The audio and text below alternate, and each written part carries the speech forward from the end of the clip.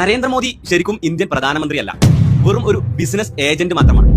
എന്താ വിശ്വാസം വരുന്നില്ലല്ലേ?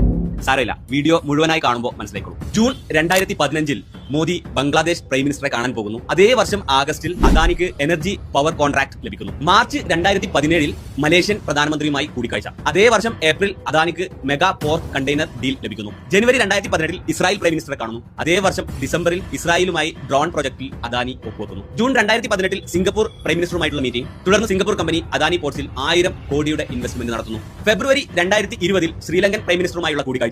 അതേ വർഷം ജൂലൈയിൽ അദാനിക്ക് ശ്രീലങ്കൻ പോർട്ടിൽ ഓപ്പറേഷൻ നടത്താനുള്ള അനുമതി ലഭിക്കുന്നു.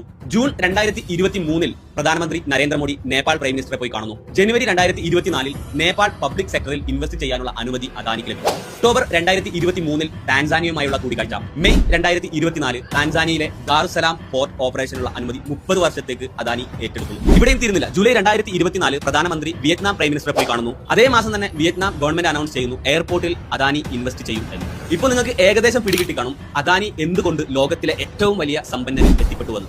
ഇതുതന്നെയാണ് രാഹുൽ ഗാന്ധി വർഷങ്ങളായി പറഞ്ഞുകൊണ്ടിരിക്കുന്നത്. ഒരു രാഷ്ട്രത്തലവൻ ഒരു വ്യക്തിക്ക് വേണ്ടി അഹോരാത്രം വിശ്രമമില്ലാതെ പണിയെടുക്കുകയാണെങ്കിൽ പിന്നെ എങ്ങനെയാണ് അദ്ദേഹം വിജയിക്കാതിരിക്കുക? നമ്മുടെ പ്രധാനമന്ത്രിയുടെ ഈ ആത്മാർത്ഥതയെ നിങ്ങൾ എങ്ങനെ നോക്കിക്കാണും? ഇത്തരം